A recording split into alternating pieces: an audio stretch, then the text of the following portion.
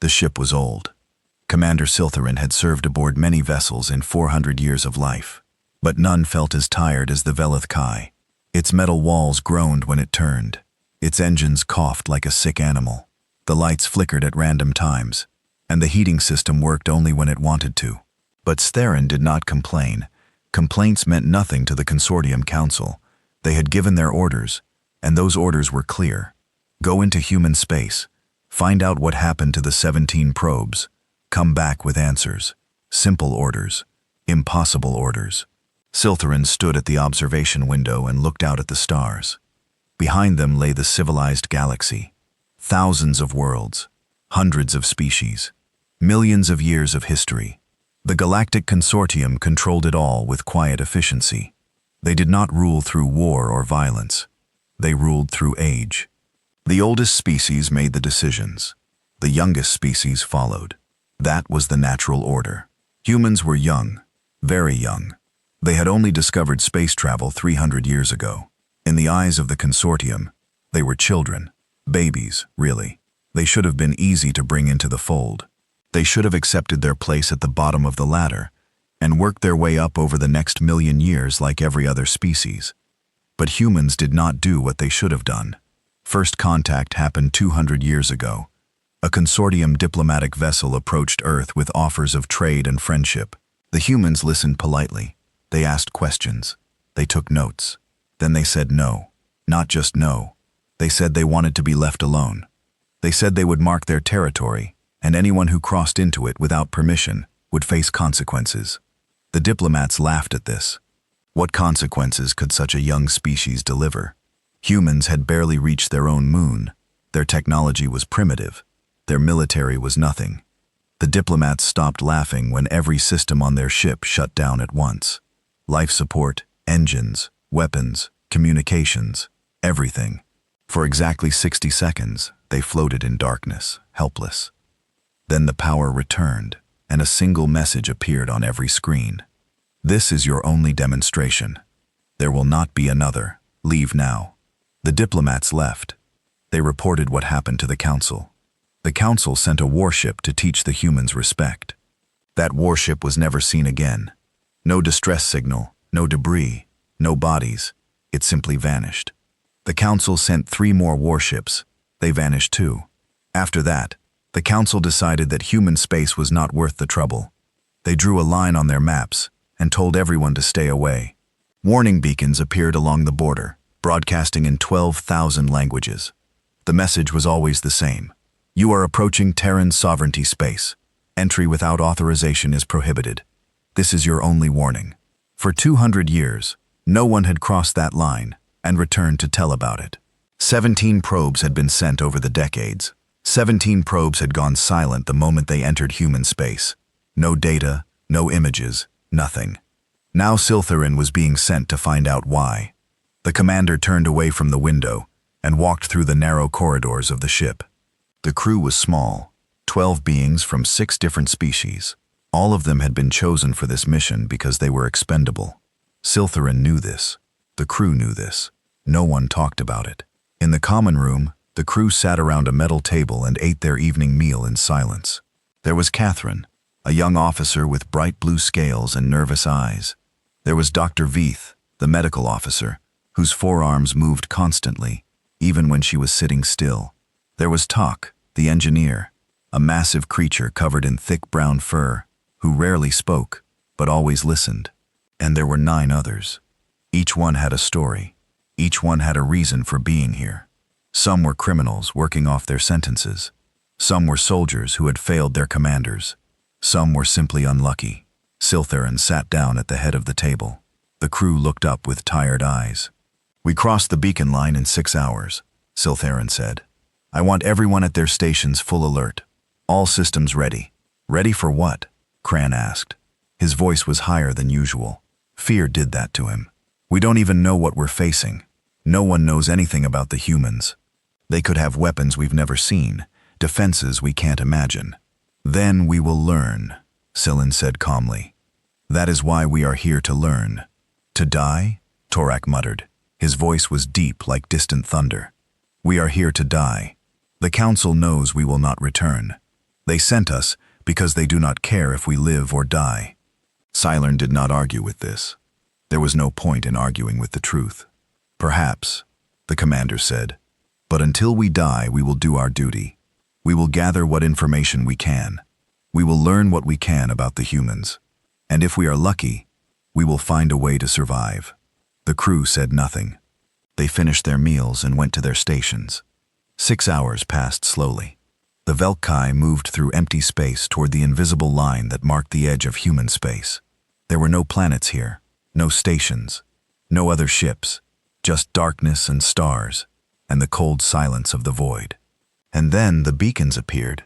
They were small, smaller than Cylon expected. Each one was no bigger than a cargo container, floating in the darkness like tiny metal insects. But there were thousands of them, millions maybe. They stretched across space in every direction, forming a wall that went on forever. Every beacon was broadcasting the same message. The words filled every speaker on the ship. They appeared on every screen. They seemed to echo inside Cylon's own mind. You are approaching Terran sovereignty space. Entry without authorization is prohibited. This is your only warning. The voice was calm, pleasant, almost. It did not sound like a threat. It sounded like a polite reminder. This made it worse somehow. A threat could be challenged. A polite reminder was just a fact. All stations report, Cylern ordered. Weapons ready, came the first response. Shields at full power, engines running normally, sensors are active, no contacts detected. The reports continued. Everything was working. Everything was ready. But ready for what? Siltherin took a deep breath. Take us across. The Velaskai moved forward. The beacons grew larger on the screens. The message continued playing over and over in that same calm voice. Siltherin watched the distance counter tick down. 1,000 kilometers. 500, 150. They crossed the line. For a moment, nothing happened. The ship continued moving. The engines continued humming. The screens continued showing empty space. Then every light on the ship flickered. It was not a power failure. The systems did not shut down. They simply flickered, all at once, for exactly 1 second, as if something had touched them, as if something had reached into the ship and brushed its fingers across every wire and circuit. What was that? Catherine shouted. His voice cracked with fear. What just happened? Unknown, the sensor officer reported. Her voice was shaking. I detected something, a pulse of some kind. It passed through the ship, through everything. I don't know what it was.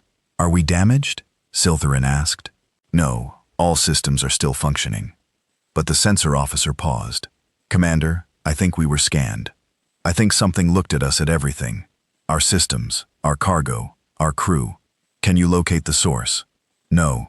It came from everywhere. From the beacons, from space itself. I can't explain it. Siltherin gripped the arms of the command chair.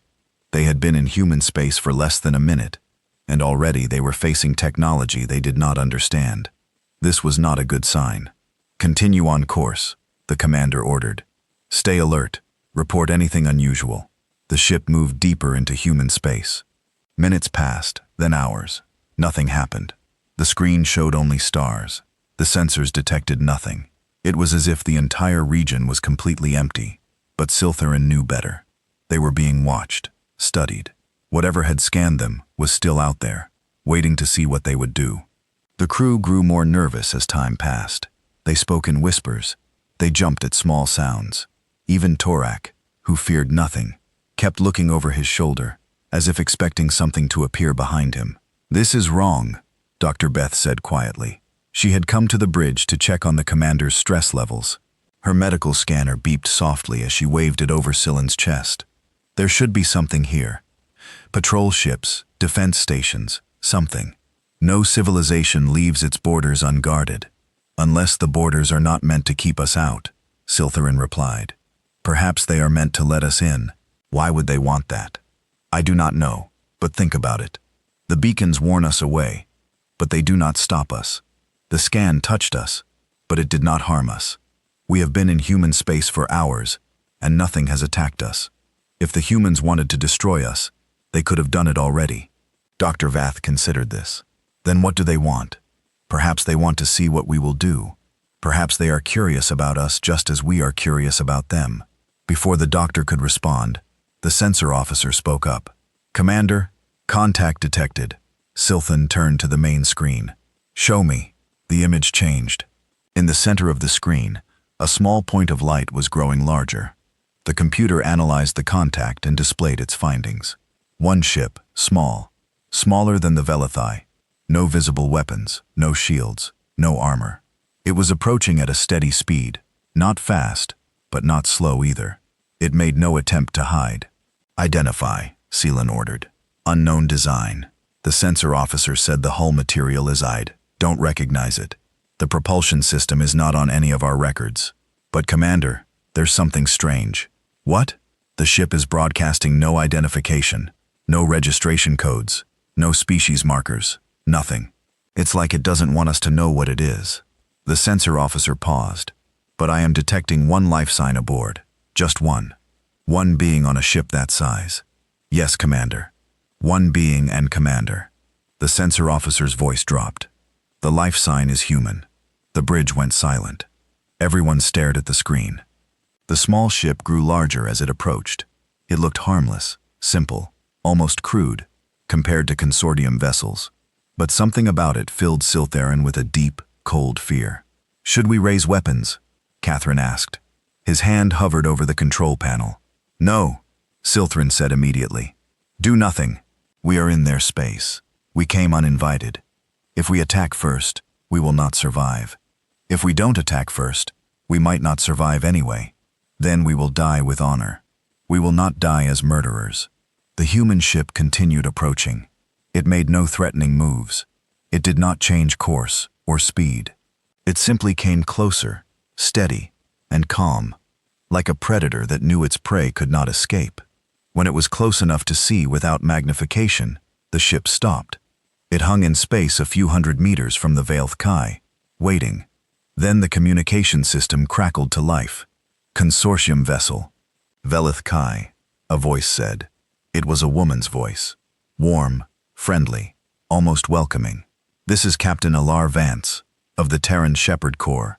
I will be boarding your ship now. Please do not resist. I am coming alone and unarmed. I mean you no harm. The crew looked at each other. Coming aboard alone, unarmed. Commander, Catherine whispered. This could be a trap. Of course it is a trap, Siltharin replied. Everything about this is a trap. But we have no choice. Open the airlock. Let her in. But Commander, that is an order. Catherine hesitated for a long moment. Then he pressed the button to open the airlock. They waited. The minutes stretched out like hours. Siltharin could hear the crew breathing, could hear hearts beating, could hear the fear that filled the ship like a thick fog. Then the airlock door opened, and the human stepped inside. She was smaller than Siltharin expected. Most of the crew towered over her. She had brown skin and dark hair cut short. Her eyes were a deep brown color that seemed to see everything at once. She wore a simple gray uniform with no rank symbols and no decorations. She carried nothing in her hands. But it was her face that struck Siltharin the most. She was smiling.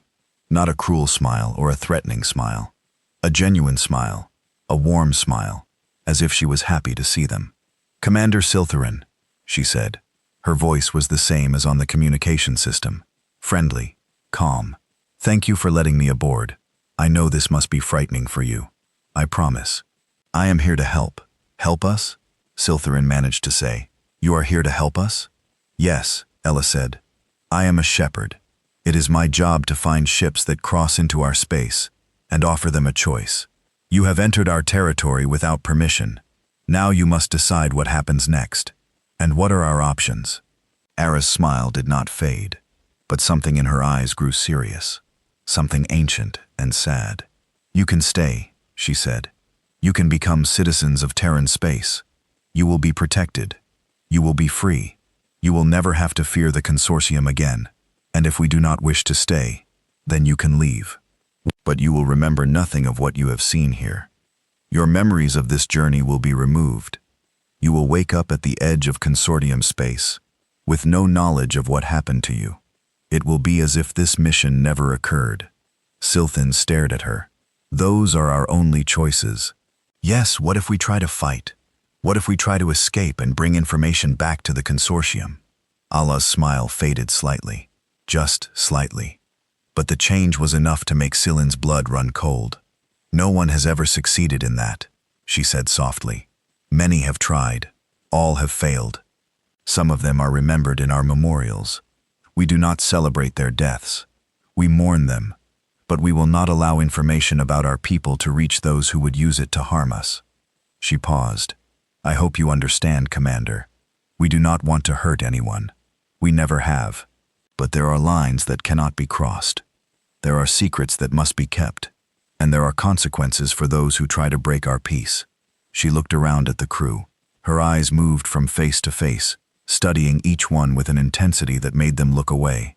I know all of you, she said quietly. I know your names, your families, your histories. I know why each of you was chosen for this mission. I know the consortium considered you expendable, worthless, sacrifices that would not be missed. She met Siltharin's eyes again. We do not think you are worthless.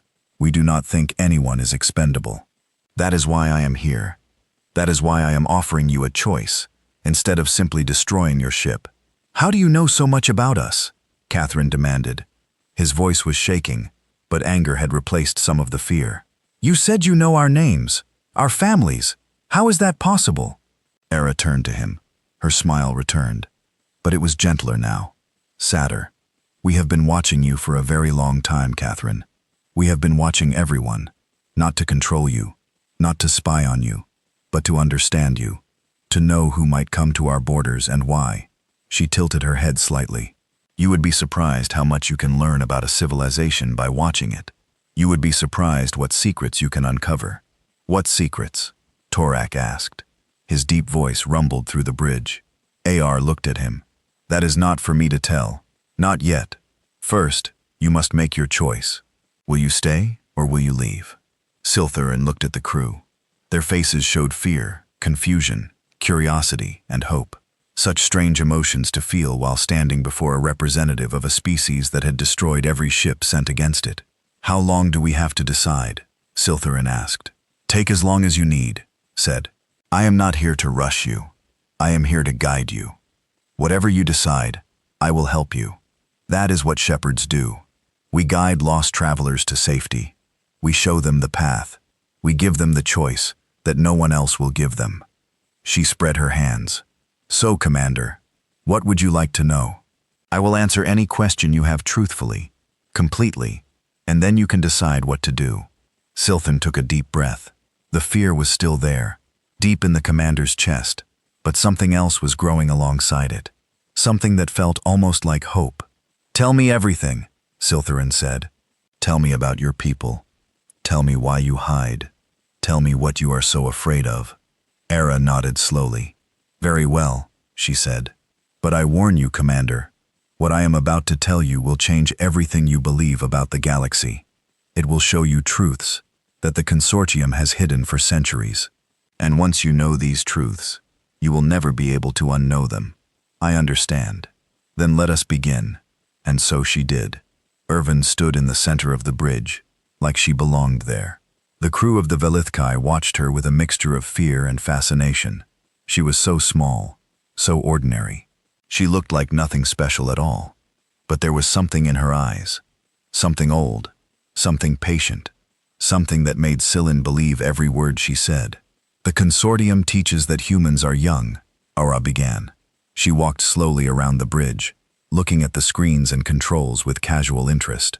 They teach that we discovered space travel 300 years ago, that we are primitive, that we are no threat to anyone. She stopped and turned to face the crew. This is a lie. Catherine made a sound of disbelief. A lie?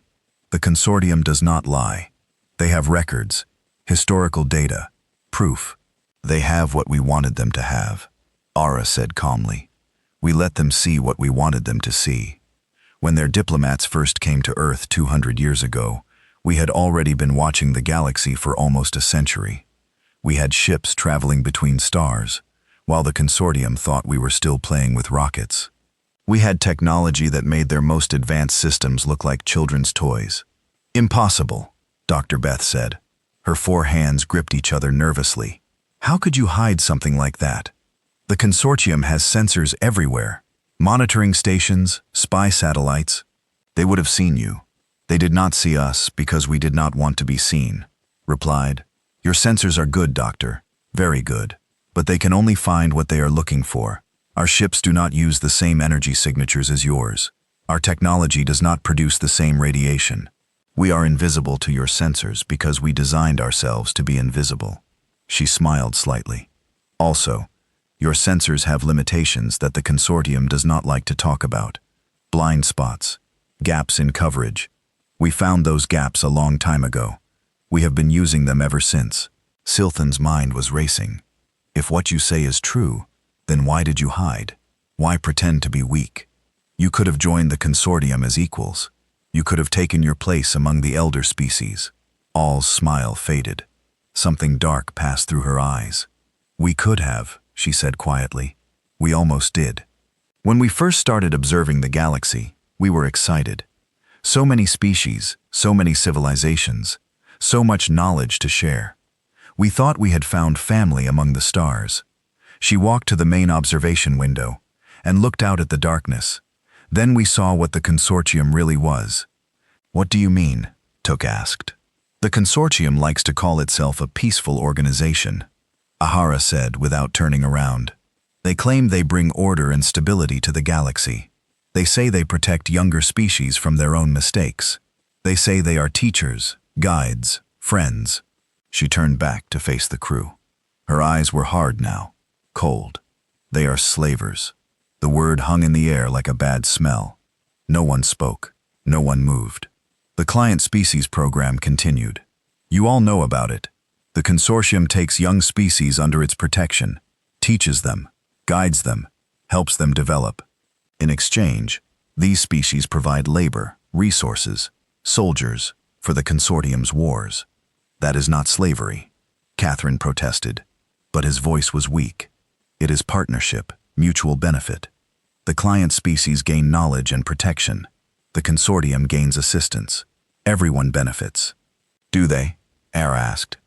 Tell me, Catherine, how many client species have ever graduated to full membership in the consortium? How many have ever become equals to the elder species?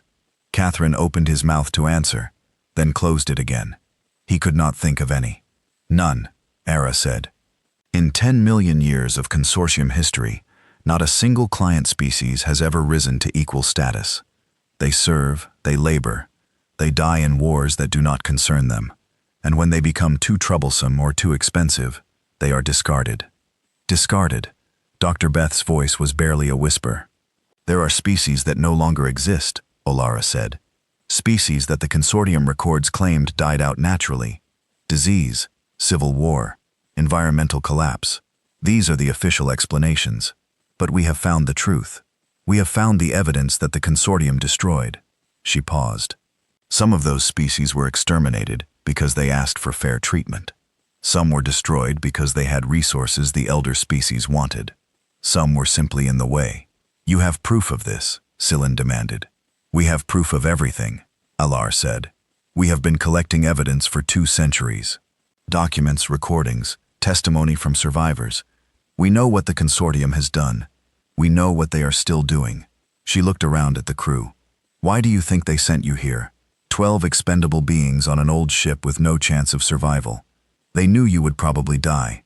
They did not care. To them, you are just tools. Resources to be used and thrown away. Silence filled the bridge. The crew looked at each other. Some of them were angry. Some were scared. Some looked like they might cry. Siltharin felt something breaking inside. 400 years of service to the consortium. 400 years of loyalty. 400 years of believing in the system. And now this human, this small and strange being, was telling him it was all a lie. Why should we believe you? Silan asked. You are the enemy. You could be lying to turn us against our own people. Ara nodded slowly. You are right to be suspicious. Trust must be earned, not demanded. I cannot force you to believe me. I can only show you the evidence and let you decide for yourself. She reached into her pocket and pulled out a small device.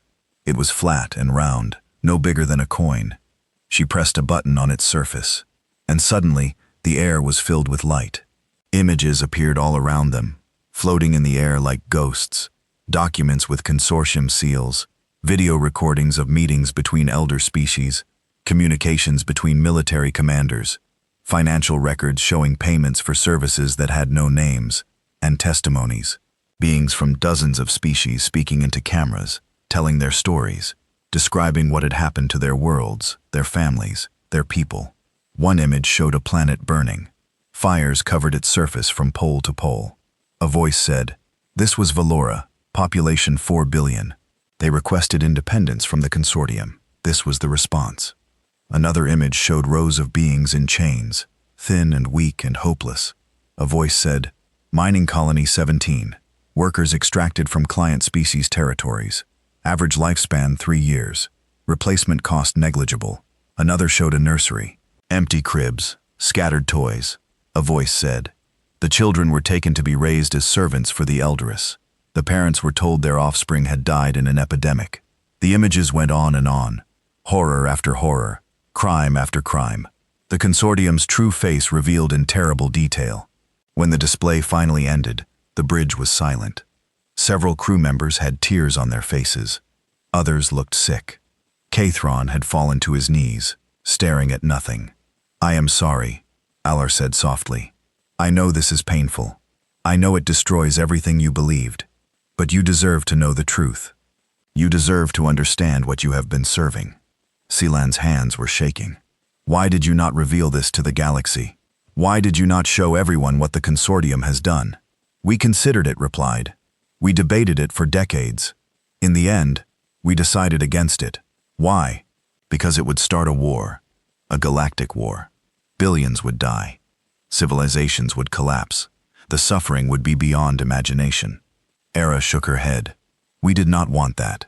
We do not believe in violence unless there is no other choice. So, we chose a different path." "What path?" "We waited. We watched. We prepared. And we began to change things from the inside." "What do you mean from the inside?" All smiled. It was a mysterious smile, a knowing smile. "There are humans living in consortium space right now," she said. "Thousands of them. They look like other species. They speak like other species. They have been altered so that no scanner can detect what they really are.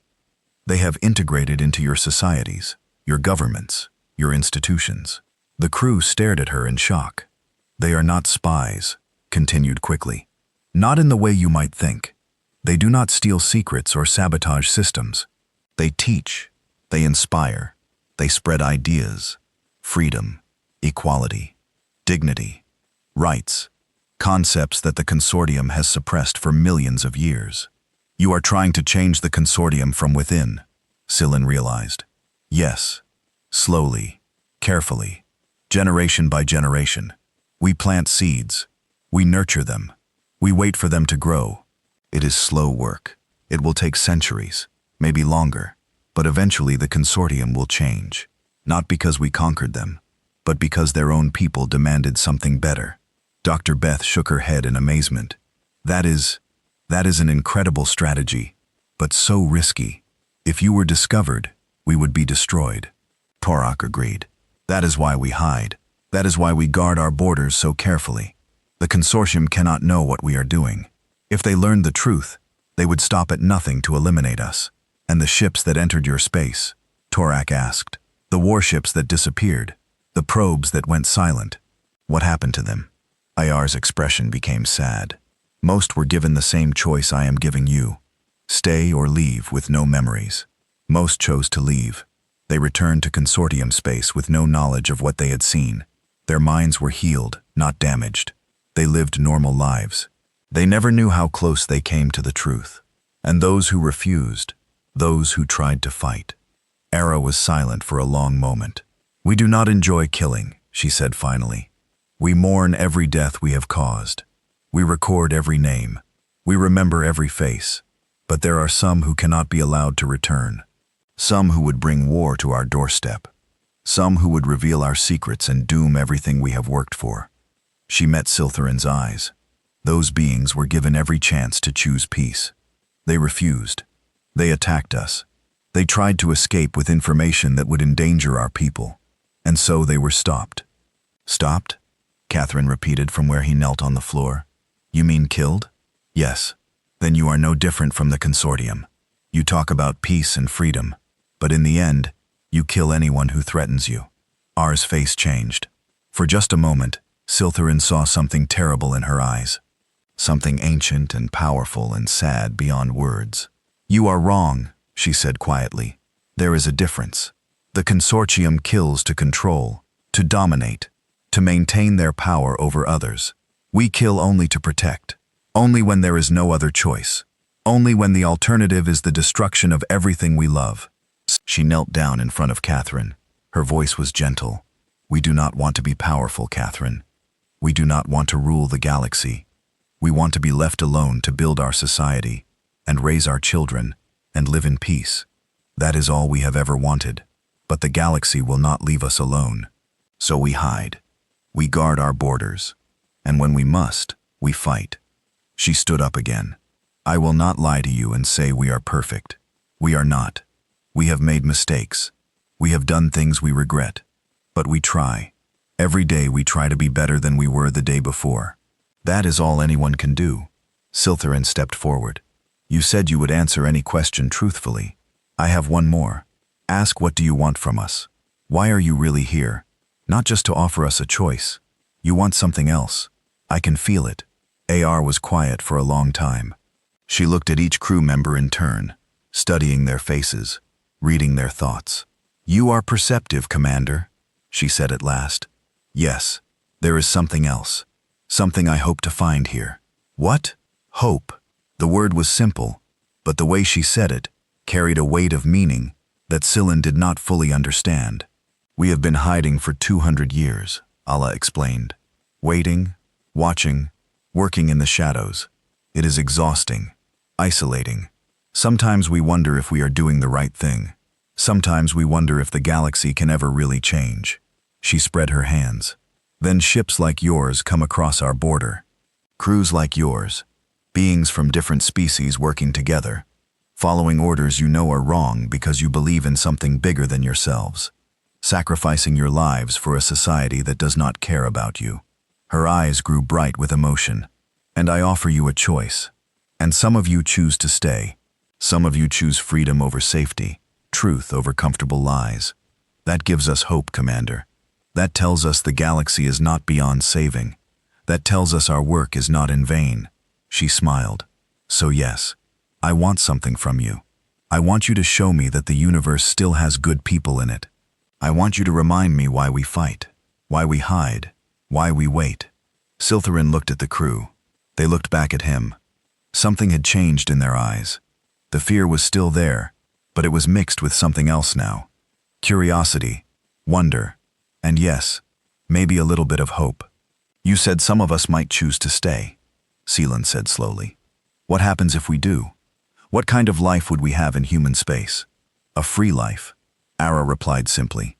You would become citizens of the Terran sovereignty. You would have the same rights as any human. You would be protected by our laws. You would never have to fear the consortium again. They would think we were dead. Yes, we would make it look like your ship was destroyed. The consortium would add your names to their list of losses. They would forget about you, and you would be free to build a new life. What if we want to contact our families? Let them know we are alive. Aller's expression became sad. That is the one thing we cannot allow. Any contact with the consortium would risk exposing us. Your families would have to believe you are dead. I know that is hard. I know it is a terrible sacrifice, but it is the price of freedom. Siltherin nodded slowly. It was a high price. A very high price. But looking around at the crew, looking at the evidence still burned into his memory, he wondered if it was worth it. How long do we have to decide? He asked. Take all the time you need, said. I will stay aboard your ship.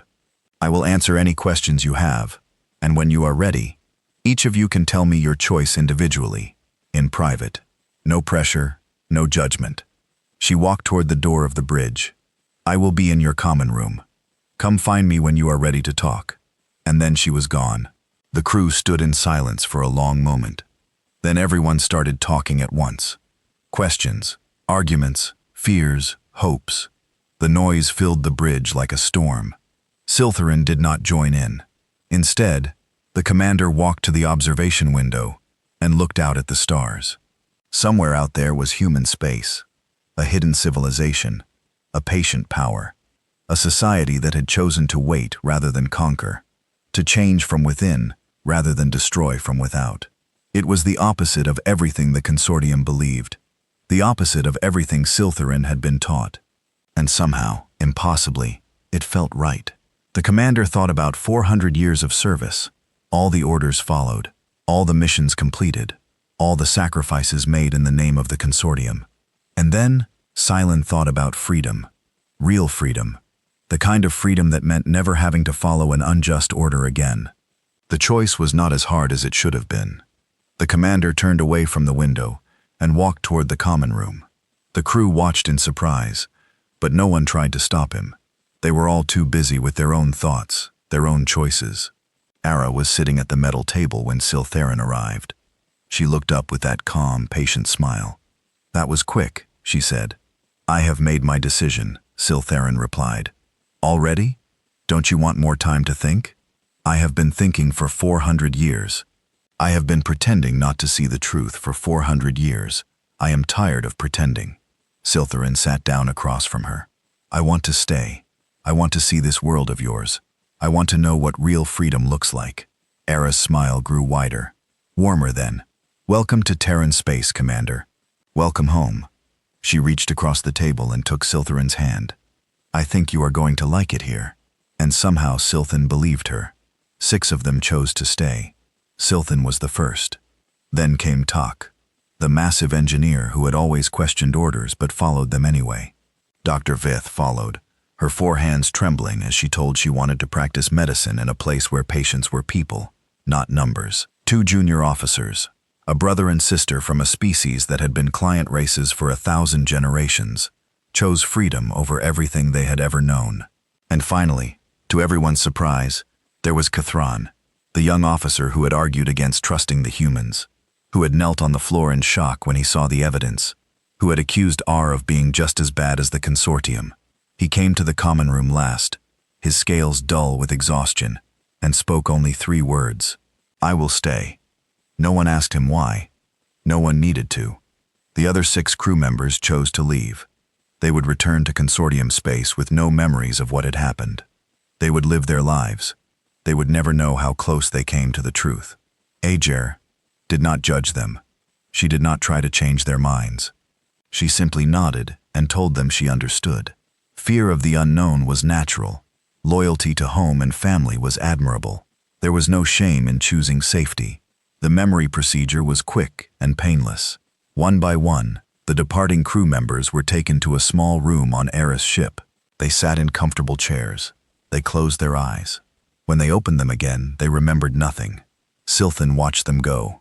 Watched them walk back to the Velithkai with confused expressions on their faces. Watched them prepare to return to a galaxy that did not deserve their loyalty. It hurt, but it was their choice. And choice Siltherin was beginning to understand was sacred to humans. The 6 who stayed were brought aboard's small ship. It was larger inside than it appeared from outside. Another piece of human technology that made no sense. The quarters were wide and comfortable. The lighting was soft and warm. Everything felt welcoming, safe. "We have a journey ahead of us," Ara said as the ship pulled away from the empty Velithkai. "I am taking you to New Eden. It is one of our colony worlds. You will be safe there while you adjust to your new lives." "How long will the journey take?" Dr. Vith asked. "About 3 hours?" Tak made a rumbling sound of disbelief. 3 hours to travel to a colony world. That would take weeks in a consortium vessel. R smiled. "Our engines are somewhat faster than yours." That was an understatement. When the ship engaged its main drive, the stars outside the windows blurred into lines of light. The ship shuddered once gently, and then everything was smooth, smoother than any journey Silin had ever experienced. 3 hours later, they arrived at New Eden. It was beautiful. Silin had seen many worlds in 400 years. Barren rocks, frozen wastelands, jungle planets, so thick with life you could barely walk. Industrial worlds covered in factories and smoke. But nothing had prepared Siltherin for New Eden. The planet was green and blue and gold. Great continents covered with forests, and meadows stretched across its surface. Oceans sparkled in the light of a yellow sun. White clouds drifted lazily through the atmosphere. And the cities, they were unlike any city Silin had ever seen. They did not rise above the landscape in towers of metal and glass. They did not sprawl across the land in endless grids of concrete. Instead, they seemed to grow from the planet itself. Buildings flowed between trees like rivers. Gardens covered every roof. Parks surrounded every structure. It was impossible to tell where nature ended and civilization began. How was all Silen could say. We had time to plan, R explained. We did not rush into the stars like most species. We spent centuries developing technologies that would let us live with our planets rather than against them. Clean energy, sustainable materials, ecosystems that include buildings rather than exclude them. She gestured toward a city visible below. That is harmony. Population 3 million. Energy consumption nearly zero. Waste production actually zero. Every resource is recycled. Every building produces more than it consumes. The city makes the planet healthier, not sicker. That is impossible, Catherine said. His voice was weak. He had spoken little since his decision to stay. Cities destroy environments. That is just how it is. The cost of progress. Only if you define progress by the standards of the consortium, I replied gently. They believe progress means growth, more territory, more resources, more power. We believe progress means harmony, balance, sustainability. Different philosophies lead to different outcomes. The ship descended through the atmosphere. Up close, the city was even more remarkable. The buildings were made of materials Silin did not recognize. Some seemed to be living plants, shaped and grown into structures. Others were made of a crystal-like substance that shifted colors with the light. People walked through the streets below, humans mostly, but also beings from other species. Dozens of different species living side by side, walking together, talking, laughing, playing. Those are not all humans, Dr. Feith observed. No, Ara agreed. New Eden has a large population of refugees, beings who escaped from the consortium. Former client species who refuse to serve anymore, survivors of worlds the consortium destroyed. We take in anyone who asks for help, even your enemies. Ara smiled. We try not to have enemies. Some beings have done terrible things. Some have served the consortium willingly. Some have even fought against us. But everyone can change. Everyone deserves a second chance. That is what we believe. The ship landed on a platform surrounded by flowering trees. The air that entered when the doors opened smelled sweet, fresh, alive. Siltherin stepped outside and felt the sun on their face. For the first time in 400 years, they felt truly at peace. A welcome party was waiting for them. A small group of humans and aliens, smiling and waving. Among them was an old woman, in a simple white robe. Her hair was silver. Her face was lined with age, but her eyes were bright and sharp and full of warmth. Welcome to New Eden, she said in a voice that somehow carried clearly, despite being soft. I am Grandmother Yuki. I will be your guide during your first days here. Grandmother? Tak asked. Is that your title or your name? Yuki laughed. It was a wonderful sound, like bells ringing. Neither really. It is just what the children call me, and it spread to the adults. I have been alive for a very long time. I have seen many things. People come to me for advice, like they would a grandmother. So the name stuck. How old are you? Cathan asked. He seemed more curious than hostile now. The beauty of this world was softening his defensive edges. 347 years. Yuki replied calmly. I was born on Earth before the Great Expansion. I remember what it was like when humans still lived on only one world. Siltherin was shocked. 347. But humans are supposed to have short lifespans. The consortium records say you live only 80 or 90 years. The consortium records say many things that are not true, Yuki said with a slight smile. Our medical technology advanced rapidly in the last few centuries. Disease has been eliminated. Aging can be slowed, even reversed. Death comes eventually for all of us, but it is no longer a rush. She gestured toward the city. Come, let me show you your new home. They walked through harmony together. Yuki moved slowly, pointing out things of interest, explaining how everything worked. The buildings that generated their own power through photosynthesis, the transportation network that moved people without noise or pollution, the food gardens on every corner where anyone could pick fresh fruits and vegetables for free, and the people everywhere they went. People smiled at them, waved at them. Some came up to welcome them personally, pressing their hands and speaking words of greeting. No one asked where they came from or why they were here. No one looked at them with suspicion or fear. This is strange, Torak rumbled. In the consortium, different species do not mix like this. There are hierarchies, social orders, rules about who can speak to whom. We do not have those rules here. Yuki said, we believe that every being has equal worth. No species is better than another. No individual is more valuable than another. We are all just people, trying to live our lives. But you must have leaders. Silthar impressed. Someone must make decisions, enforce laws, maintain order. We have coordinators. Yuki agreed. People who volunteer to manage certain aspects of society, infrastructure, resource distribution, conflict resolution. But they are not above anyone else. They serve the community. The community does not serve them. What about crime? Dr. Beth asked. Surely there are beings who break rules, who harm others. Yuki's face became slightly sad. Sometimes it is rare, but it happens. When it does, we focus on understanding why. Most crime comes from unmet needs, fear, pain, trauma. We try to address those root causes rather than simply punishing the behavior. And if someone cannot be rehabilitated, then they are separated from society, not as punishment, but as protection. They live in comfortable communities with others like them. They receive treatment and care. We do not give up on anyone, but we also do not allow them to harm others. The tour continued. They saw schools where children of different species learned together, hospitals where any illness could be cured, research facilities where scientists worked on problems that would benefit the entire galaxy, and they saw the refugees. In a quiet park near the center of the city, they came upon a group of beings sitting in a circle. They were thin and worn. Their eyes held the hollow look of those who had seen terrible things. A human woman sat with them, speaking softly, listening carefully. Survivors of a client species rebellion, Yuki explained quietly. The consortium crushed their uprising, destroyed their homeworld.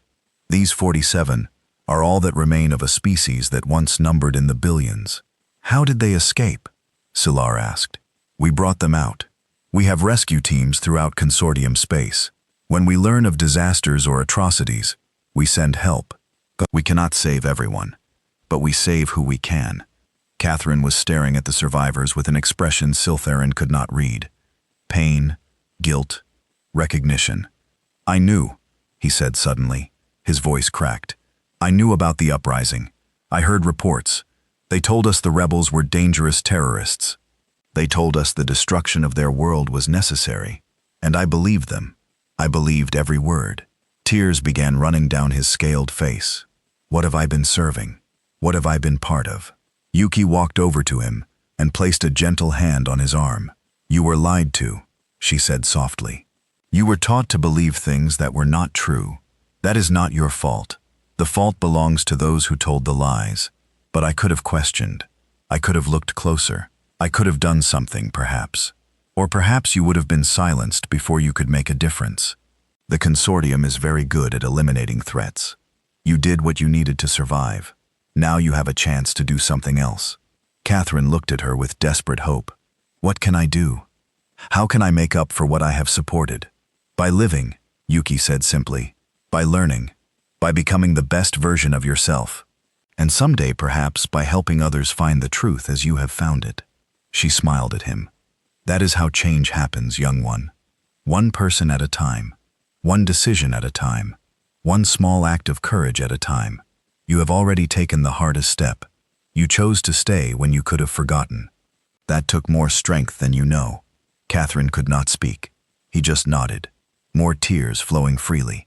The tour ended at a large building on the edge of the city. It was different from the others. Taller, more solemn, made of dark stone that seemed to absorb light rather than reflect it. "This is the Memorial of Echoes," Yuki said. Her voice had become serious, reverent. "Before you begin your new lives, I want to show you this place. I want you to understand what we are, what we carry with us." They entered through tall doors that opened silently. Inside, the building was one vast hall. The ceiling stretched up beyond sight. The walls were covered in names, millions of names, billions maybe, carved into the stone in scripts from 1,000 different languages. "Every name you see here is someone humanity has been forced to kill," Yuki said quietly. "Every being who died at our hands is remembered here. Every soldier who attacked our worlds, every raider who tried to take what was ours, every spy who tried to steal our secrets. We do not celebrate these deaths. We mourn them." Siltherin stared at the endless walls of names. "Why? They were your enemies. They came to harm you." "They were people," Yuki replied. "They had families, hopes, dreams. Most of them did not choose to be our enemies. They were sent by governments that lied to them, commanded by leaders who did not care about their lives. They were victims too, in their own way." She walked deeper into the hall. "We believe that killing should never be easy. It should never be celebrated. It should hurt. It should leave a mark on the soul. By remembering every death, we remind ourselves of the cost of violence. We remind ourselves why we must always seek peace first. But you are prepared for war," Took observed. "I can see it in your technology, in your defenses. You have the power to destroy fleets, to crush armies. You are not pacifists." "No," Yuki agreed. "We are not pacifists. We believe in defending ourselves, in protecting the innocent, in standing against evil. But we do not believe in conquest, in domination, in power for its own sake." She stopped in front of a section of wall and touched a name carved there. This was a young pilot from a consortium warship. She was 23 years old. She had a younger brother who wanted to be a scientist. She loved a type of music from her home world that involved bells and chimes. She came to our space because she was ordered to. She attacked our ships because she was taught we were monsters, and we killed her because we had no choice. Yuki's voice was thick with emotion. "I carry her memory with me. I carry all of them. That is what this place is for, to remind us that every death diminishes us, even the deaths of our enemies." She turned to face the group. "We do not enter consortium space with fleets and armies. We do not spread across the galaxy like a plague, taking what we want. We stay here behind our borders, building our society, raising our children, not because we are weak, not because we are afraid." Her eyes met Silen's. "We stay because we know what we are capable of. We have seen the darkness within ourselves. We have touched the edges of our own potential for destruction. And it terrified us. It terrified us more than any enemy ever could." She spread her arms to encompass the entire hall. "This is our reminder. This is our warning to ourselves. This is why we choose patience over power, peace over victory, isolation over empire." She smiled, but it was a sad smile, a smile that carried centuries of weight. "We do not want to become the thing we hate. We do not want to look in the mirror one day and see the consortium staring back. So we remember, we mourn, we wait, and we hope that someday the galaxy will be ready for a different way." The group stood in silence for a long time. The weight of all those names pressed down on them. The enormity of what humanity had done, and what humanity had chosen not to do, filled the space like a physical presence. Finally, Seelan spoke. "I understand now. I understand why you hide, why you wait, why you let ships come and go instead of destroying them all." "Do you?" Yuki asked. "Yes." Siltherin looked around at the walls of names. "You are protecting us from yourselves. You are giving the galaxy time to grow up, to learn, to become worthy of knowing you."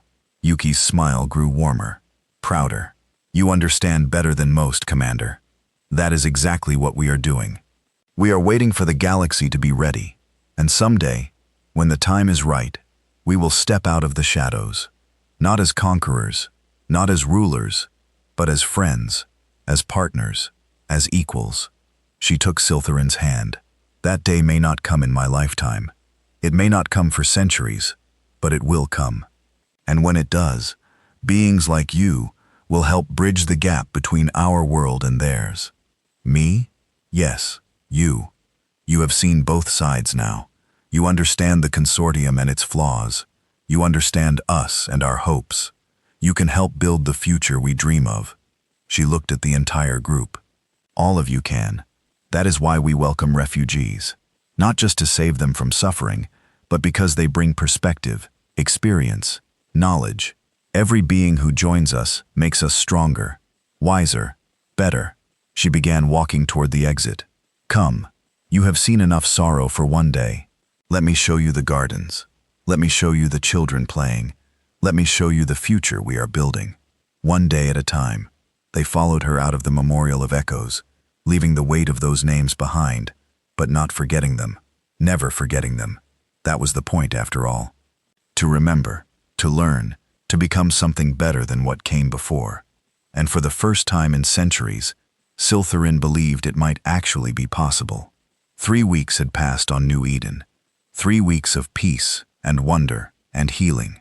The refugees from the Velkai had been given homes in harmony. Small apartments with views of the gardens, comfortable beds, fresh food, everything they needed. Siltharin spent the days learning about human history, learning about their technology, learning about the strange and beautiful society they had built. Every answer raised new questions. Every discovery revealed new depths. Talk had found work in an engineering lab, helping human scientists develop new systems. His mechanical skills were impressive, and the humans treated him as an equal. He smiled more now. He spoke more now. The quiet giant was finally finding his voice. Dr. Veith had joined a medical team. She was fascinated by human medicine, their ability to cure diseases that had plagued the galaxy for millions of years, their understanding of biology that went far beyond anything the consortium possessed. She stayed up late, reading research papers, and woke up early to practice new techniques. The brother and sister, whose names were Malara and Turin, had enrolled in a university. They were studying something called comparative civilizations, learning how different species organized their societies, understanding why some succeeded and others failed. They had never been allowed to study such things in the consortium. And Catherine had become quiet. He attended the integration classes. He learned the language. He followed all the rules. But there was something wrong. Something haunted in his eyes. Something he was not telling anyone. Siltharin noticed, but did not push. Everyone healed at their own pace. Everyone carried their own burdens. Catherine would talk when he was ready, or so Sillin thought. It was late evening when the knock came at Sillin's door. The commander was reading a book about Earth's history, the Great Wars, the climate crisis, the near-extinction event, the recovery. Humans had survived so much, learned so much from their suffering. The knock was soft, hesitant. "Come in," Silon called. The door opened and Catherine entered. His scales had lost their color. His eyes were red from crying. He looked like a being carrying the weight of an entire world. "Commander," he said. His voice was barely a whisper. "I need to tell you something." Silon sat down the book. "Sit. Tell me." Keithan did not sit. He paced back and forth, his clawed hands clenching and unclenching. "I have done something terrible, something unforgivable. I have been carrying this secret since before we crossed the beacon line. I tried to tell myself it did not matter, that it would never be discovered, but I cannot live with it anymore. I cannot keep lying." Siltharin felt a chill run down their spine. "What secret?"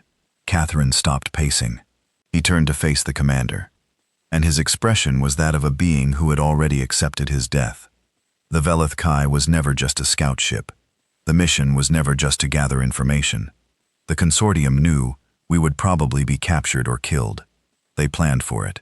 "What do you mean?" "There is a device hidden in the ship's hull. A quantum beacon. It has been broadcasting our location since the moment we crossed into human space. Every system we passed through, every stop we made, everything has been transmitted back to the consortium." Silrin's blood went cold. "No. Yes. They know where New Eden is. They know the coordinates. They have known for weeks." Catherine's voice cracked. "And there is a fleet. A battle fleet. 3,000 warships. They were waiting at the border for the signal. They crossed into human space 5 days ago." Siltherin stared at him in horror. 5 days. Why are you only telling me now? Because I was afraid. Catherine fell to his knees, his body shaking with sobs. I was afraid of what they would do to me. I was afraid of what you would think. I told myself maybe the humans would detect the fleet. Maybe they would stop it. Maybe I would not have to confess. He looked up with desperate eyes. But they are still coming. The beacon is still transmitting, and I cannot let this happen without warning them. Even if it means my death. Even if it means everything. Syl's mind was racing. 3,000 warships, the largest fleet the consortium had assembled in centuries, heading straight for New Eden, for the homes they had been given, for the people who had shown them nothing but kindness. We need to tell Ara, Silthen said, standing quickly. We need to tell her now. They found Ara in the city center, sitting at a cafe with grandmother Yuki. The two women were drinking tea and talking quietly. They looked up as Silthen and Catherine approached. Ara saw their faces and knew immediately that something was wrong. Tell me, she said simply. Catherine told her everything, the hidden beacon, the battle fleet, the consortium's plan. He confessed it all, his voice breaking, his body trembling. When he finished, he knelt on the ground and waited for judgment. Ara and Yuki exchanged a long look, a look that held more meaning than Silin could understand. Then, to Silin's complete shock, Ara smiled. We know, she said quietly. Catherine looked up. What? We have known about the beacon since before your ship crossed the border. We detected the quantum signature immediately. We have been monitoring its transmissions from the beginning. But why did you let us stay? Why did you bring us here? Why did you not stop it? Yuki leaned forward. Her old eyes were gentle, but very, very serious. Because we wanted to give you the chance to tell us yourself. We wanted to see what kind of people you truly were. Whether you would confess when the cost was high. Whether your conscience would overcome your fear. She reached out and lifted Catherine's chin with one finger. You passed the test, young one. It took you longer than we hoped. But you told the truth when it mattered. That takes courage. Real courage. But the fleet, Silin interrupted. 3,000 warships are coming. What are you going to do? Ar stood up. Her smile was still there, but now it held something else. Something that made Siltherin's skin prickle with unease. What we have always been prepared to do, she said. What we have been waiting 200 years to do. She pulled out a small device and pressed a button. A soft chime sounded. This is Shepard Vance, she said into the device. Code Omega 7. The long wait is over. Activate all protocols. Repeat. The long wait is over. The response came immediately. A single word spoken by 1,000 voices at once. Acknowledged. All around the city, things began to change. Lights flickered. The ground hummed. In the distance, Siltherin could see ships rising from hidden hangars. Not dozens, not hundreds, thousands, tens of thousands. They filled the sky like a swarm of stars. What is happening? Catherine whispered. We are revealing ourselves, Yuki said calmly. She finished her tea and set down the cup. The consortium has forced our hand. We can no longer hide. So, we will show them what we truly are. She stood and looked up at the sky full of ships. We will show them everything. The next hours were a blur. Siltherin and the other refugees were taken to a command center deep beneath the city. There, surrounded by screens and displays and busy humans, they watched the situation unfold. The consortium fleet was still coming. 3,000 warships approaching New Eden at maximum speed. They were expecting an easy victory. A primitive enemy. A quick conquest. They were wrong. From across human space, forces were converging. Sleeper fleets that had been hidden in dead systems for centuries came awake. Automated defense platforms the size of moons powered up in nebulae the consortium thought were empty. Stealth stations that had been watching consortium space for generations revealed themselves. The numbers were staggering. For every consortium ship, there were 100 human vessels. For every consortium weapon, there were 1,000 human counterparts. The scale of human preparation was beyond anything Silent could have imagined. How was all the commander could say? How did you build all this without anyone knowing? Time, a human officer replied. He was young, with short dark hair and calm gray eyes.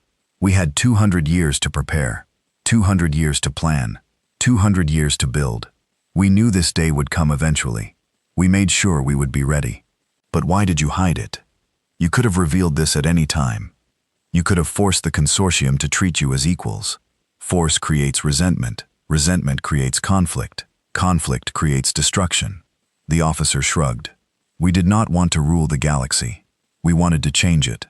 And change takes time. Patience. Persistence. He turned back to his screens. Besides, we were not ready to reveal ourselves.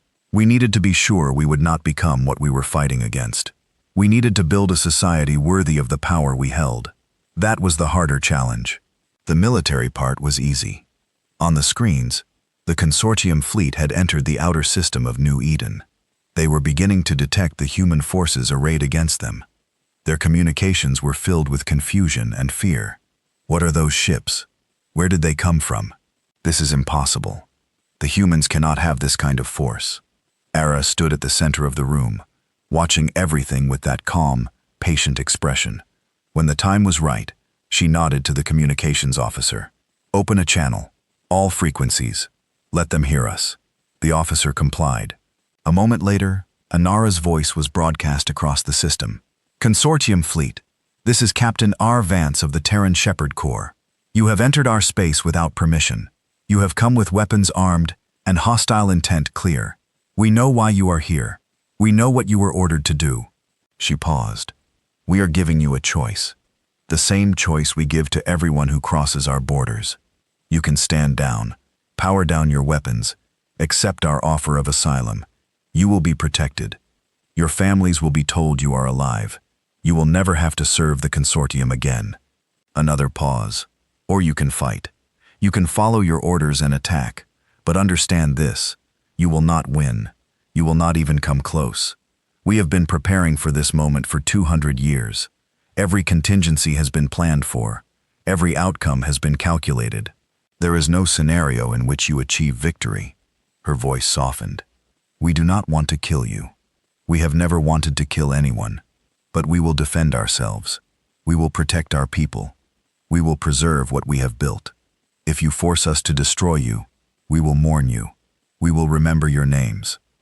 We will add them to our memorial. She took a breath. But you will still be dead. Your choice. The channel went silent. The command center held its breath. Then, one by one, the consortium ships began to respond. This is Commander Velthon, of the Righteous Fury. I am standing down, requesting asylum. This is Captain Shenro of the Iron Justice powering down weapons. Please do not fire. This is Admiral Kithora of the Third Fleet. I am accepting your offer. I am ordering my ships to stand down. It spread like a fire through dry grass. Ship after ship declared their surrender. Captain after captain chose peace over pointless death. Within the first hour, 40% of the consortium fleet had defected, but not all of them. On the screens, a group of ships remained active, weapons hot, shields raised. They clustered together at the center of the fleet, ignoring the calls of their former allies. Those are the true believers, Era said quietly. The ones who cannot accept that everything they believed was a lie. The ones who would rather die than admit they were wrong. How many? Siltherin asked. About 600 ships, mostly older commanders, veterans who have served the consortium for centuries. For them, accepting the truth would mean their entire lives were wasted. They cannot face that, so they will fight instead. What will you do? Aller's expression did not change. What we must. The battle, when it came, lasted 11 minutes. Siltherin watched it on the screens, unable to look away. The consortium loyalists charged toward New Eden, their weapons blazing, their shields flaring. They fought with desperate courage, with religious fervor. They believed they were heroes, facing overwhelming odds for the glory of their cause. They were wrong about many things, but they were not wrong about the odds. Human ships moved with impossible speed and precision. Their weapons struck with surgical accuracy. One by one, the consortium vessels were disabled, not destroyed, disabled. Their engines crippled, their weapons silenced, their shields collapsed. No killing shots were fired. No nuclear blasts vaporized helpless crews. Instead, human shuttles swarmed around the crippled ships, cutting through halls and evacuating survivors. Tractor beams pulled damaged vessels to safety. Even in victory, the humans refused to become what they despised. When it was over, 600 ships drifted helplessly in space. Their crews sat in emergency shelters, confused and defeated. Their admirals and commanders were taken into custody, not for punishment, but for evaluation, medical treatment, counseling. Some of them will recover, Yuki said. She had joined them in the command center, watching the end of the battle with ancient eyes. Some will come to understand the truth and find peace. Others will never accept it. They will live out their lives in comfortable isolation, unable to join a society they cannot believe in. You will not execute them? Catherine asked. They tried to kill you. They would have destroyed this world if they could. Execution solves nothing, Yuki replied. It creates martyrs. It feeds the cycle of violence. We choose a different path, even for our enemies, especially for our enemies. She looked at him with those wise, gentle eyes. That is the difference between us and them. Young one, they believe power gives them the right to take lives. We believe power gives us the responsibility to preserve them. Over the next hours, more information came in. The news of the battle was spreading across the galaxy. The consortium's great fleet defeated without a single human casualty. 3,000 ships neutralized by a force that had appeared from nowhere. But that was not the most shocking news. The most shocking news came from consortium space itself. They are collapsing, the communications officer reported. Internal rebellions on 17 worlds. Client species rising up. Military commanders refusing orders. The government is in chaos. Era nodded, as if she had expected this. The agents. Agents? Cylern asked. We told you we had operatives inside the consortium. Humans who had integrated into their societies. They were not just spreading ideas. They were waiting for a signal. When we revealed ourselves, when we showed our true strength, they knew the time had come. She smiled slightly. They have released everything. Every document, every recording, every piece of evidence we have collected over 2 centuries. The proof of consortium atrocities is flooding across every communication network in the galaxy. Every citizen is seeing the truth about their government. On the screens, images appeared. Crowds in the streets of consortium worlds, not fighting, not rioting, just standing, watching, absorbing the truth that had been hidden from them for so long, and beginning to demand change. It is happening, Yuki whispered after 200 years of waiting, of hoping, of believing. It is finally happening. She turned to face the group. Tears were running down her ancient face. The long wait is over. The new age is beginning, and you are all here to see it. Siltherin looked at the screens, at the defecting fleet, at the collapsing consortium, at the galaxy finally learning the truth, and felt something they had not felt in 400 years. Hope, real hope. Not the false hope of following orders and trusting the system, not the quiet hope of just surviving another day, but genuine, blazing, unstoppable hope. The galaxy was changing, the future was being written, and Siltherin was part of it. Beside them, Catherine was crying too, but these were not tears of shame or fear. They were tears of relief. His confession had not doomed them, it had helped free them. His secret had not destroyed New Eden, it had triggered its salvation. He had been carrying guilt for weeks. Now that guilt was transforming into something else. Purpose. He looked at Siltherin with new eyes. What happens now, Commander?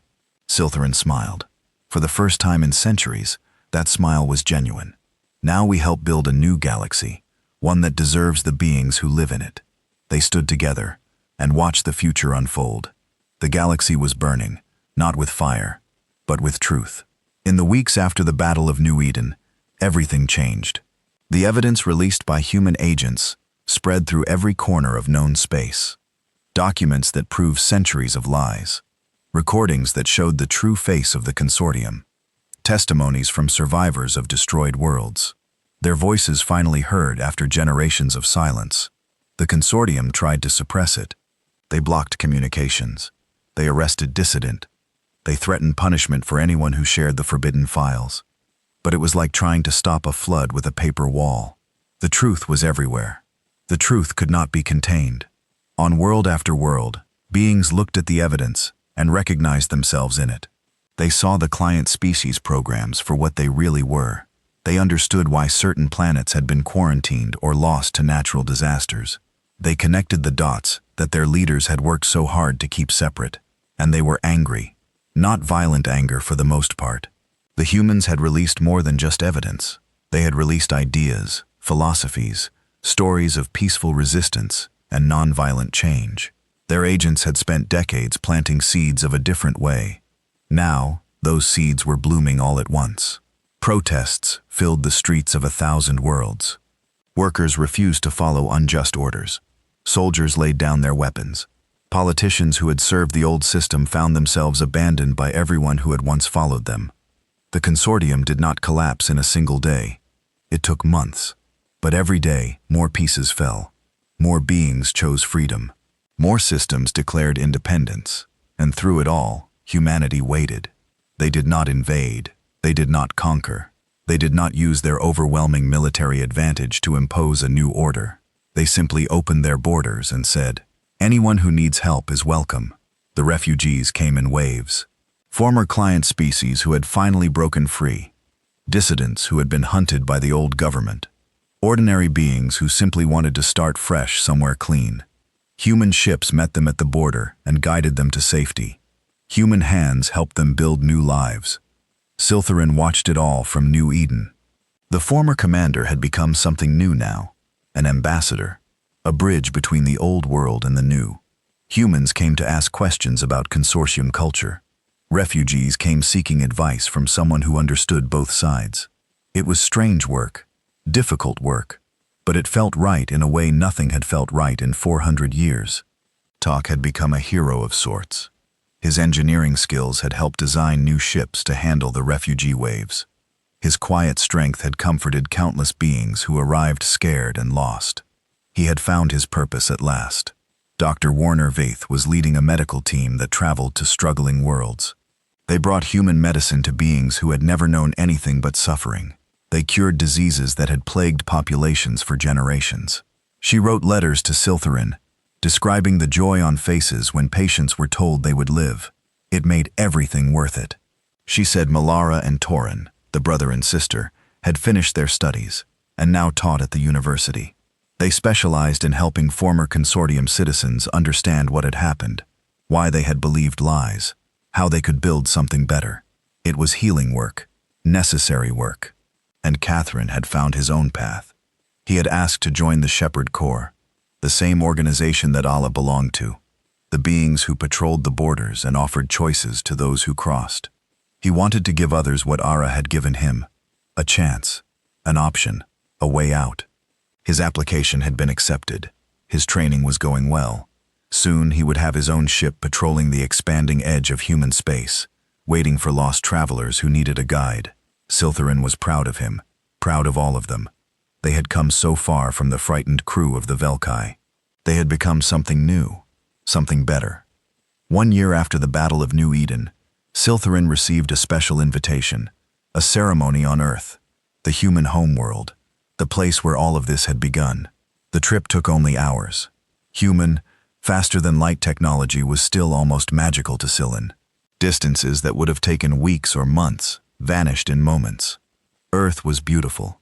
Siltherin had seen images, of course, had read about the blue planet in countless history files, but nothing compared to seeing it with their own eyes. The oceans, the continents, the clouds swirling over mountains and forests and deserts. A world that had nearly destroyed itself, and then clawed back from the edge of death. It was a symbol, Siltherin realized, a living symbol of what humanity believed, that destruction was not inevitable, that recovery was always possible, that the worst moments could lead to the best outcomes if beings chose to make it so. The ceremony was held on a beach, white sand, blue water, a sky full of stars becoming visible as the sun set. Thousands of beings had gathered, humans and aliens, former enemies, and new friends, all watching as history was made. Grandmother Yuki stood at the center of the gathering. She was dressed in simple white robes as always. Her silver hair caught the dying light. Her ancient eyes held the weight of centuries. For 200 years, she began, her voice somehow carrying to every ear. We have lived behind walls. We built those walls to protect ourselves. to give the galaxy time to grow, to wait for the moment when truth could break through lies. She paused. That moment has come. The walls are no longer needed. The waiting is over. She raised her hand, and across the sky, lights began to appear. Not stars, ships, millions of ships. The entire human fleet gathered in orbit around their homeworld for the first time in history. Today, we open our borders. Today, we invite the galaxy to know us, not as the mysterious beings behind the warning beacons, not as the silent watchers in the dark, but as neighbors, partners, friends. The ships in the sky began to move, spreading out, heading toward every corner of known space. Not as conquerors, as helpers, as hands reaching out to lift up those who needed lifting. The old consortium is gone. What rises in its place is not ours to dictate. We will help where we are asked. We will advise where we are welcome. But we will not impose. We will not rule. That is not our way. Yuki smiled. It was a smile of pure joy, of relief, of hope fulfilled. We have been waiting for this moment for so long, waiting for the galaxy to be ready, waiting for beings of courage and conscience to stand up and demand better. You have done that. All of you. Every being who chose truth over comfortable lies. Every being who risked everything for justice. You made this moment possible. She spread her arms wide, embracing everyone present. So this is our invitation. Come to us. Learn from us. Teach us. Share with us. Help us build a galaxy where every being has value, where every voice matters, where power serves instead of dominates. Her voice dropped to something almost intimate. It will not be easy. There will be challenges, disagreements, setbacks. The path to a better future is never smooth. But we have walked that path before. We know it can be done, and now we walk it together. She lowered her arms. Welcome to the new age. Welcome to a galaxy without borders. Welcome home. The crowd erupted in cheers. Beings of every species embraced each other. Tears flowed freely. Laughter mixed with sobs of relief. Centuries of separation and fear and hiding were finally over. Silthan stood apart from the crowd, watching it all with wonder. So much had changed in just 1 year. So much more would change in the years to come. A hand touched their arm. It was Ayara. How are you feeling, Ambassador? She asked with that familiar warm smile. Overwhelmed, Siltran admitted. A year ago, I was commanding a dying ship on a suicide mission. Now I am standing on Earth watching the galaxy transform. Strange how life works, isn't it? Very strange. Siltran looked at her. May I ask you something? Anything? When you boarded the Velathai, did you know all of this would happen? Did you know about the beacon, the fleet, the collapse of the consortium? Ara's smile became thoughtful. We knew it was possible. We had planned for many scenarios, but nothing is ever certain.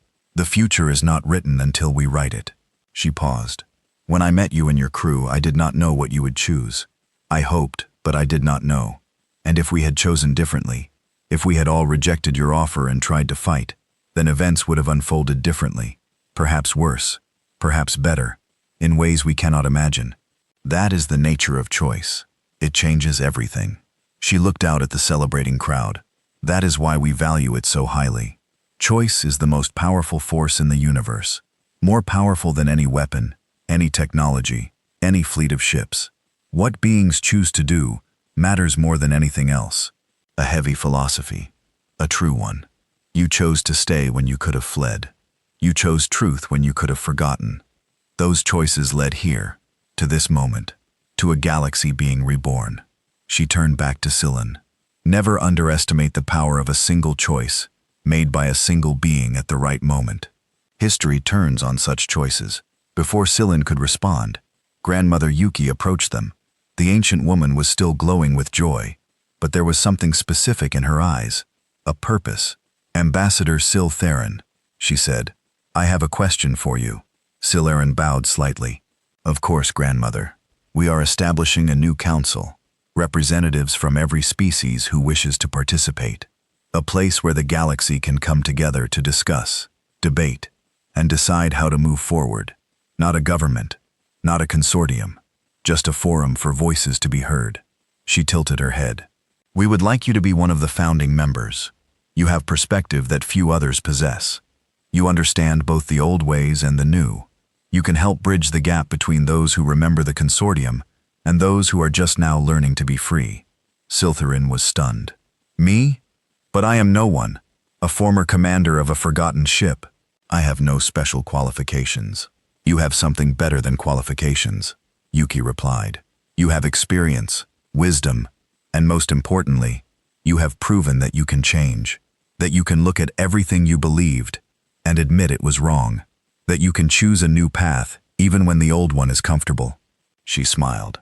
Those are rare qualities, Ambassador. Rarer than you know.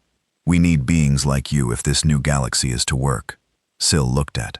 The shepherd nodded encouragingly. They looked at the crowd, at the celebrating beings of 100 species, at the ships overhead, spreading hope across the stars. They thought about the Velkai, about the crew that had been, about the choices that had led to this moment. And they made one more choice. I accept, Siltherin said. I will serve on your council. I will do whatever I can to help build this new future. Yuki's smile widened. Excellent. I knew you would say yes. I could see it in your eyes from the moment brought you to us. How? Because you have always been a protector at heart, Silin. You followed the consortium because you believed you were protecting order, protecting stability. Now you know there are better things to protect. Justice, freedom, truth. She placed a hand on their shoulder. Some beings are born to guard what matters. You are one of them. Siltherin felt something shift inside, a final piece falling into place, a purpose finally clear after 4 centuries of searching. Thank you, Grandmother, for everything, for the choice you offered, for the truth you revealed, for the new life you have given me and my crew. Thank yourself, Yuki replied. We offered the choice. You made it. You did the hard work of changing. We just showed you the door. You walked through it. The ceremony continued into the night. Music played. Stories were shared. Bonds were formed between beings who would have been enemies a year ago.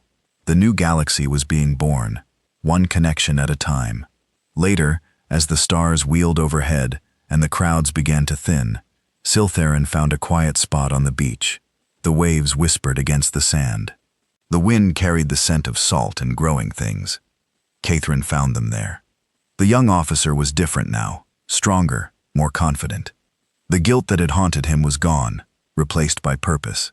Ambassador, he said, sitting beside Siltherin. I heard about the council. Congratulations. Thank you.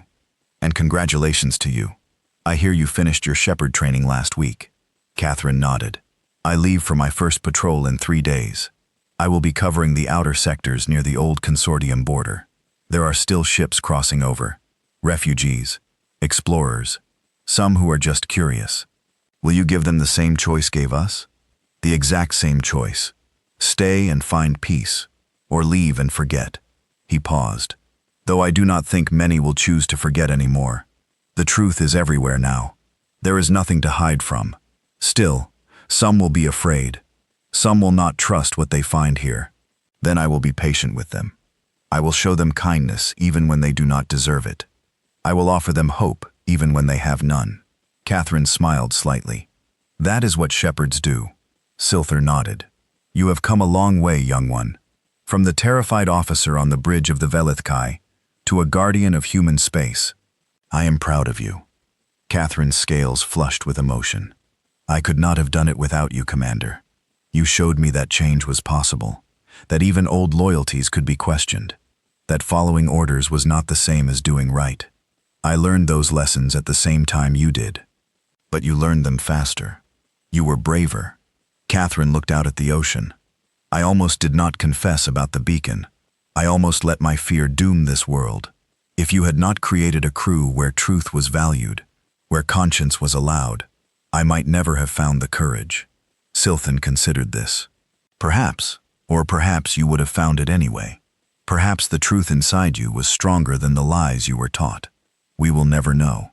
What matters is that when the moment came, you made the right choice. That is all anyone can do. They sat in comfortable silence for a while.